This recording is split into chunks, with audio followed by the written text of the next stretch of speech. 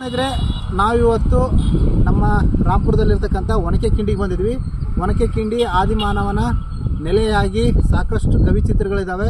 ಇದರಿಂದ ಗೊತ್ತಾಗುತ್ತೆ ನಮ್ಮ 7 ಸಾಲು ಬೆಟ್ಟ ಕಿಷ್ಕಿಂಧ ಪರಿಸರ ಅತ್ಯಂತ ಒಂದು ಮುಖ್ಯ ಕೇಂದ್ರ ಆಗಿತ್ತು ಆದಿಮಾನವನ ಉಗಮಕ್ಕೆ ಮತ್ತು ಅವನ ಬದುಕಿಗೆ.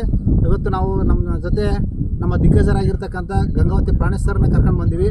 ಅವರು ಸಾಕಷ್ಟು ಬೇರೆ ಊರುಗಳಲ್ಲಿ ಅಡ್ಡಾಡಿ ಕಾರ್ಯಕ್ರಮ ಕೊಟ್ಟರು ಕೂಡ ಇವತ್ತು ಒಂದಿಷ್ಟು ನಮ್ಮ ನೆಲವನ್ನೇ ನೋಡೋಣ ಅಂತಂದೇಳಿ ಸಾಕಷ್ಟು ಅವರು ಕೂಡ ಟ್ರೆಕ್ಕಿಂಗ್ ಮಾಡ್ತಾ ಇದ್ದಾರೆ.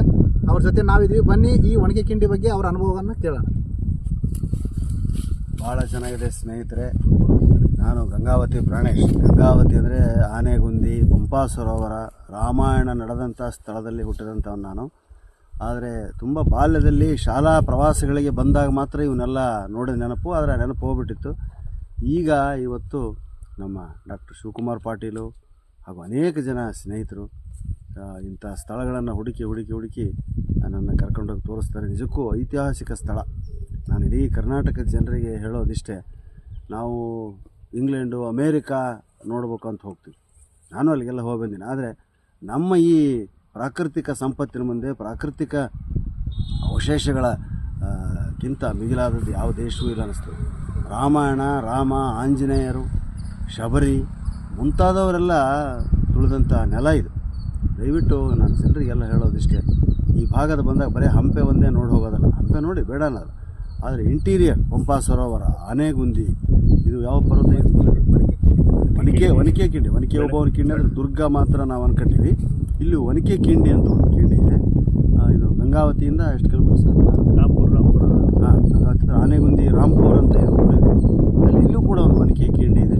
ಸ್ವಲ್ಪ ಪ್ರಯಾಸಕರವಾಗಿರ್ತಕ್ಕಂತಹ ಸ್ಥಳ ಆದರೂ ಕೈಕಾಲು, ಅದಕ್ಕೆ ನಮ್ಮಲ್ಲಿ ಹೇಳ್ತಾರೆ, ಕಣ್ಣಿದ್ದವರು ಕನಕಗಿರಿ ನೋಡಬೇಕು, ಕಾಲಿದ್ದವರು ಹಂಪೆ ನೋಡಬೇಕು ಅಂತ. ಕಾಲು ಗಟ್ಟಿಯಾಗಿದ್ದವರು ಯುವಕರು ದಯವಿಟ್ಟು ಟ್ರೆಕ್ಕಿಂಗ್ ಮಾಡ್ತಕ್ಕಂಥ ಈ ರಾಜ್ಯದ ಅನೇಕ ಯುವಕರು ಈ ಭಾಗಕ್ಕೂ ಬನ್ನಿ.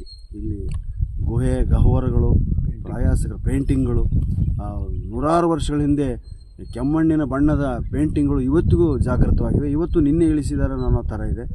ಕುದುರೆ, ಆನೆ ಹೋಗುವ ದಾರಿಗಳು, ಸುರಂಗ ಮಾರ್ಗದ ದಾರಿಗಳು ಎಲ್ಲ ಕೇವಲ ಕೆಮ್ಮಣ್ಣಿನ ಬಳಕೆಯಿಂದ ಗೋಡೆಗಳ ಮೇಲೆ ಬರೆದಿದ್ದಾರೆ, ಕಲ್ಲುಗಳ ಮೇಲೆ ಬರೆದಿದ್ದಾರೆ. ಬನ್ನಿ ಈ ಭಾಗಕ್ಕೆ ದಯವಿಟ್ಟು ವಿಸಿಟ್ ಮಾಡಿ. ಇವೆಲ್ಲ ವಿಶೇಷಗಳಿಗೆ ನಾನು ಒಬ್ಬ ವ್ಯಕ್ತಿನ ಅವ್ರು ನೋಡತಕ್ಕಂಥವ್ರು ಯಲಬುರ್ಗಾದಲ್ಲಿ ಅವರು ವಾಸ ಆದರೂ ಅವ್ರು ಗಂಗಾವತಿಯಲ್ಲಿ ಇವತ್ತು ಒಂಥರ ಇತಿಹಾಸದ ಸಂಶೋಧಕರಾಗಿದ್ದಾರೆ. ಅವರು ನಮ್ಮ ಡಾಕ್ಟರ್ ಶಿವಕುಮಾರ್ ಪಾಟೀಲ್, ದಂತ ವೈದ್ಯರು, ಪ್ರಹ್ಲಾದ್ ಕುಲಕರ್ಣಿ, ಹರ್ನಾಯಕ್ ಮತ್ತು ಶಿವಕುಮಾರ್ ಅವರು, ಸಂತೋಷ್ ಅವರು, ಇವರೆಲ್ಲ ಇವುಗಳನ್ನು ಹುಡುಕಾಡಿ ಜನತೆಗೆ ಮತ್ತು ಈಗಿನ ಪೀಳಿಗೆಗೆ ತೋರಿಸ್ತಾ ಇದ್ದಾರೆ. ದಯವಿಟ್ಟು ನೀವು ಈ ಭಾಗಕ್ಕೆ ಬಂದಾಗ ಇವ್ರನ್ನ ಸಂಪರ್ಕಿಸಿ, ಇವರ ಮಾರ್ಗದರ್ಶನದಲ್ಲಿ ಇವನ್ನೆಲ್ಲ ನೋಡಿದರೆ ಅತ್ಯಂತ ರೋಚಕವಾದಂಥ ಘಟನೆಗಳನ್ನು, ಸ್ಥಳಗಳನ್ನು ನೀವು ನೋಡ್ತೀರಿ. ನಿಮ್ಮೆಲ್ಲರಿಗೂ ಗಂಗಾವತಿ ನಗರ ಆನೆಗುಂದಿ ಭಾಗಕ್ಕೆ ಸ್ವಾಗತವನ್ನು ಕೋರ್ತಾ ಇದ್ದೀನಿ. ಜೈ ಹಿಂದ್, ಜೈ ಕರ್ನಾಟಕ, ಜೈ ನಮ್ಮ ಪರಂಪರೆ.